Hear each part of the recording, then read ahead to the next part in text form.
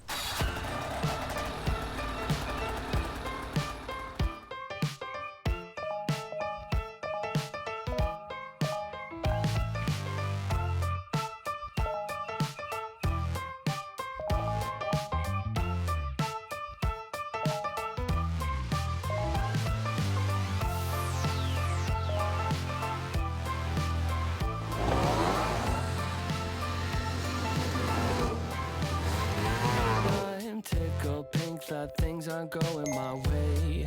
What a wonderful morning. Never mind, she declined to the first date. It was only on my birthday.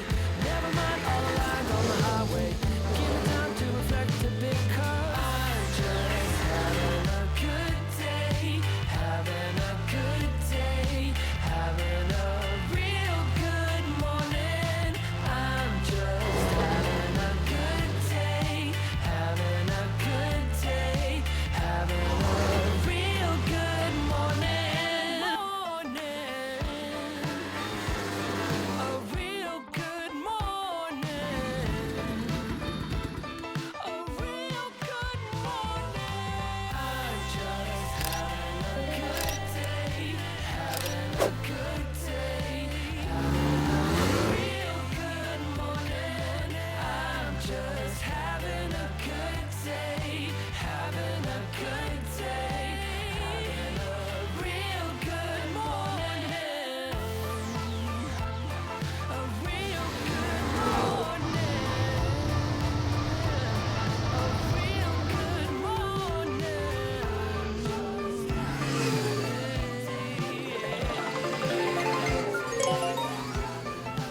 Real good morning.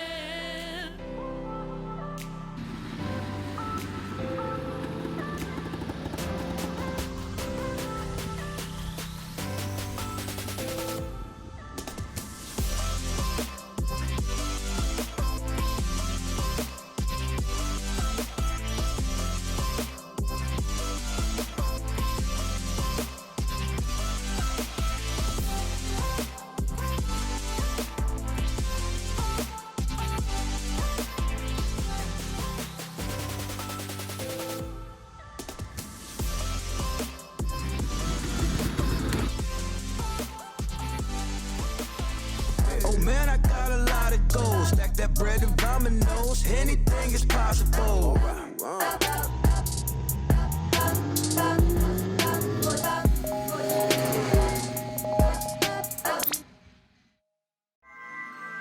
SNOWTRAX is sponsored by Hercules Tire. Ride in our strength.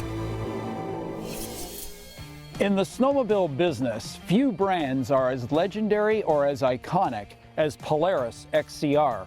For model year 22, Polaris has chosen to inject XCR into the all-new Matrix platform. That's right, for model year 22, the XCR is built on the revolutionary ergo-correct Matrix chassis. As a result, the XCR is new from ski tips to snow flap.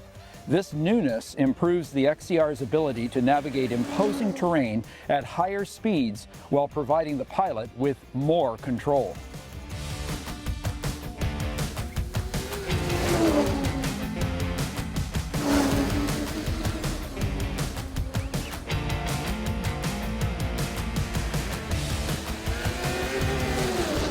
We need to talk about matrix ergonomics first. The new matrix-based XCR places the rider in a more dirt bike-ish posture than almost any other sled in model year 22. The matrix moves the rider 1 inch lower when seated while providing an over 3-inch narrower gas tank to seat junction. The ability of the rider to move around at speed is pretty much unequaled. More importantly, the matrix continues the former Axis chassis trait of rider-centric control. Simply move forward to weight the skis and carve deep into turns, then move back on corner exit to lift the skis and hook up with the white top. This light versus bite posture makes running a moguled up ditch or a whooped up straightaway a simple procedure. Where you put your body controls how the XCR responds.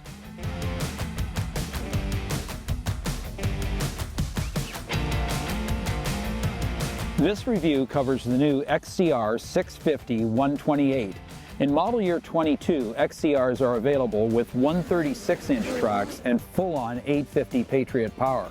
Those who snow check can mix and match track lengths and lugs to include a 125-inch Ice Ripper, a 135 Cobra, or a 1.6-inch Cobra.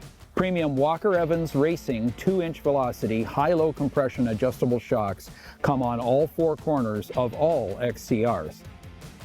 While there's no doubt Walker Velocity shocks are up to the kind of ditch banging and bump running XCR pilots typically engage in, Pro CC uses pitch control geometry to absorb huge hits as both the front and rear shocks are fully engaged in determining the sled's attitude, effectively resisting bottoming.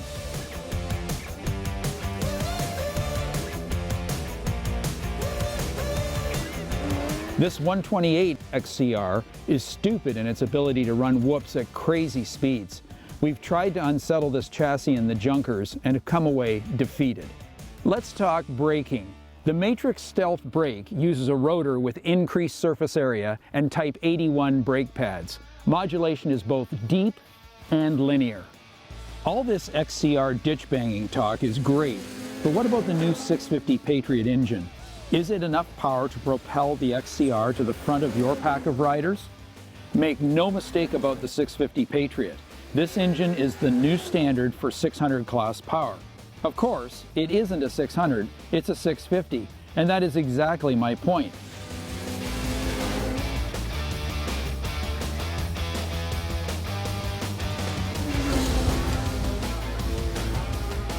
The increase in torque at lower speeds and in tricky terrain when you need to pop the skis off the snow is immediately evident.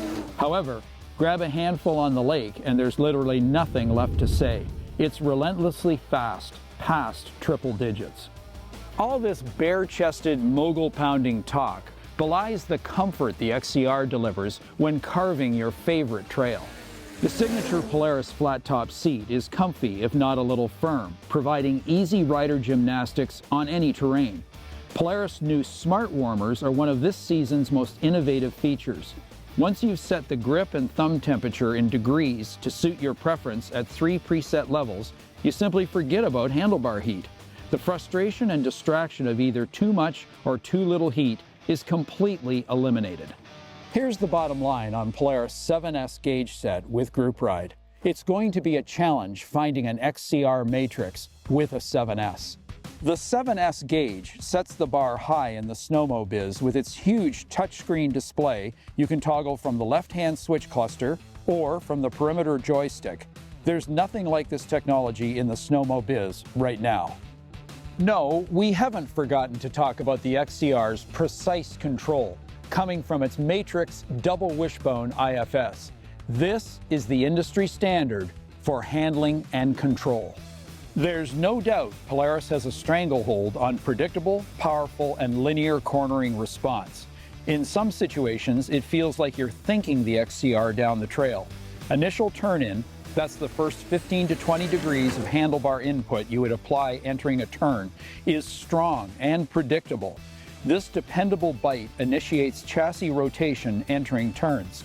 It is what gives you the confidence to drive deeper toward the apex. With the excellent balance of oversteer and understeer in the Matrix IFS, you'll have no trouble wicking it up on tight, twisty trails. And maybe that's what the XCR is really all about in model year 22. Confidence. The confidence to go faster in the whoops, to saw the bars through a twisty, challenging trail, or to head down the lake at WOT. It may not need to be said, but we'll say it anyway. The new Matrix XCR is, without a doubt, the best XCR ever.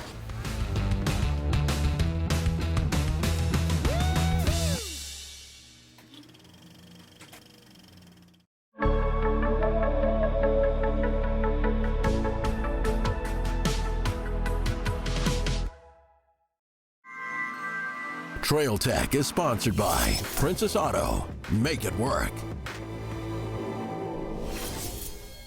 Over the years, we've come across countless towable implements designed to help people get work done in the snow. From hauling wood and maple sap to clearing wildlife feeding lanes and grooming trails, it seems there's always been an implement that can get the job done. But what if there was just one implement that could do it all? That would save both time and money, wouldn't it? That's where Homestead Legacy Groomers come in. Last season I spent some time with Homestead Legacy's largest groomer, the Trailhand 48, and I was impressed with not only how well it smoothed out bumps on the trail, but also how much it could haul and how easy it was to tow. This season, Homestead Legacy has released a new line of groomers that are shorter and even easier to tow with a wider range of vehicles, yet still capable of smoothing out your private trails and hauling huge loads of gear, wood, or whatever else you need to move. The Trail Otter series of personal snow groomers are available in widths from 48 to 72 inches and can be towed with pretty much any longer track snowmobile or ATV or side-by-side with a track kit. Like the larger Trailhand 48, the Trail Otter series are built from 1/8 inch thick steel, feature UHMW runners on the ski portions, and have adjustable 1/4 inch thick steel packing rakes at the back. The blades inside the groomer are graduated in depth to cut the moguls down in a progressive manner. On the top of the groomer, you'll find a utility pan with a whole bunch of tie-down points. You can haul anything from firewood to bags of feed, wild game, bales of hay, maple sap, even firewood, basically anything you can strap down. Because the Trail Otter is even lighter than the longer Trailhand, it can be towed with a standard snowmobile with a 137 inch or longer track, even when loaded. The utility pan can even be used to weigh the groomer down for a more even and stable grooming experience. The tow bar itself is held on with high-strength stainless bolts and has been designed to fold over the top of the groomer when not in use.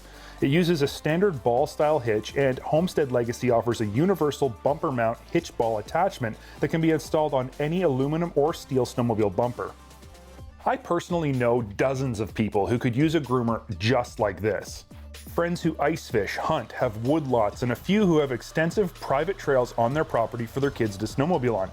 They've all said the Trail Otter is the perfect replacement for the inferior home-built sleighs and drags they're currently using. My experience last season with the Trailhand 48 proved a few things to me very quickly. First, the build quality of all Homestead Legacy products is top-notch. From the materials, to the welds, to the hardware, it's all designed to last decades. Second, the engineering that has gone into developing these units is extensive, but it's not just based on concepts. Years of prototyping and testing has gone into what you see here today. There will always be those who will argue that the drag or sleigh their daddy built back in the day is good enough. But for those of you who are ready to step up to a product specifically designed to do exactly what you need a tow-behind trail groomer to do, the Homestead Legacy Trail Otter series of personal groomers are pretty hard to beat. SNOWTRAX has been sponsored by Polaris, think outside. Yamaha, revs your heart. The regions of Quebec by the sea. Discover our ride ideas. FXR Racing, maximum versatility for all conditions. And by Arctic Cat Snowmobiles.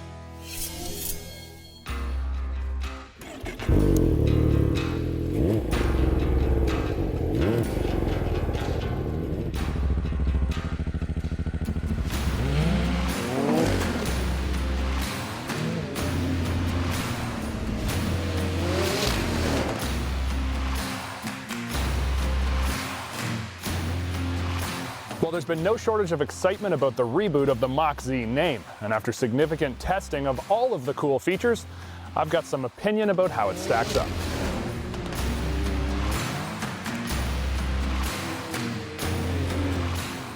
And right away, let me tell you, it's good, like really good. Skidoo has taken a name that held a lot of credibility for being a chest-beating, heart-pounding muscle sled, and we're able to bring it back to life in a package that I believe will truly answer the call of riders who want to identify with all that macho goodness a Mach Z is known to be. At its heart is the reworked 900 ACE Turbo R motor that now produces 180 horsepower, so Skidoo says. But the big question is, does it produce 180? Is it more, or is it less? I can tell you when run against a much lighter 850 E-Tech 137 with a 125 ice ripper, the Mach spanked the 850 handily. No doubt, no question. Is it 15 horsepower more? Well, from my seat of the pants feel, it's all of 15 horsepower more, and could be more like 20, possibly even a bit more than that. Add to the horsepower fun is the launch control, where by flipping the throttle mode to sport and holding for a few seconds up, you can literally experience dumping the clutch on a 180 horsepower sled.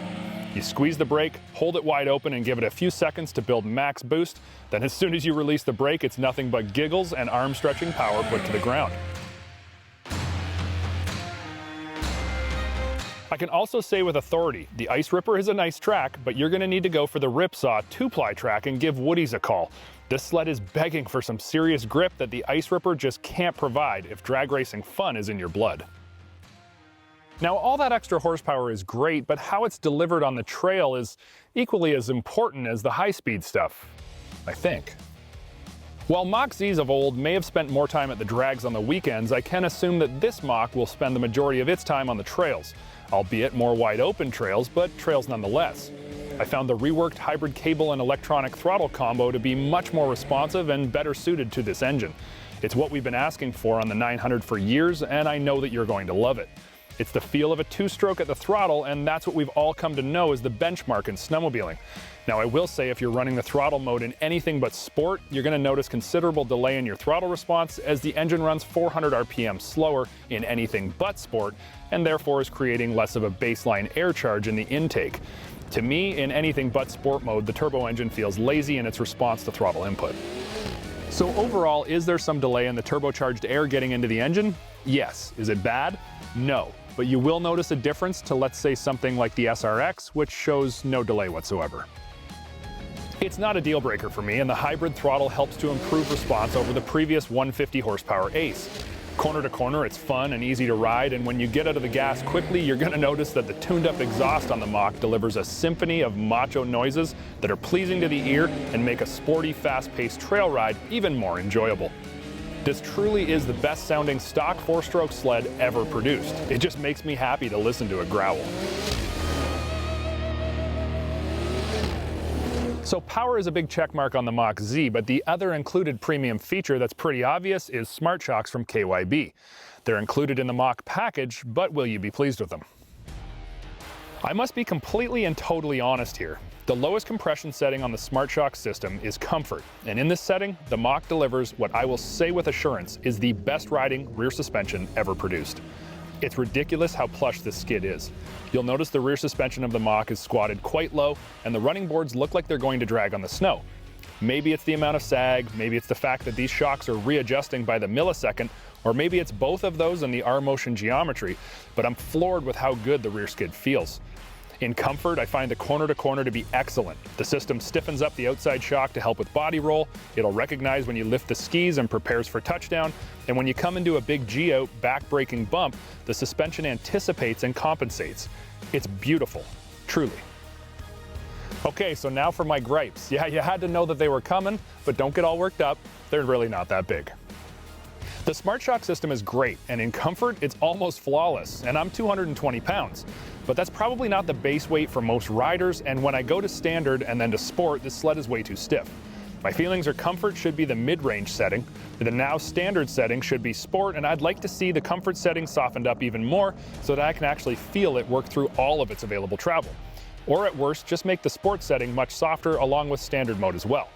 Keeping in mind I'm testing serial number 2, so updates and adjustments may have been made over the summer. At the end of the day, I find myself riding in comfort 90% of the time and loving every single second of it.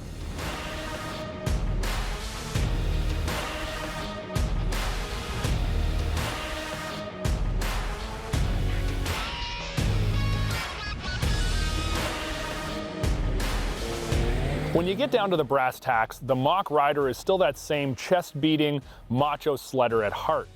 But since the release of the previous version Mach, dare I say that rider has grown up? With age comes wisdom, and with wisdom comes the enjoyment of the finer things, and the new Mach in all its macho glory also has a fair share of refinements, making it more than just a big mile-per-hour sled. But don't worry, it still stretches your arms and reminds you of why it says Mach Z on the hood.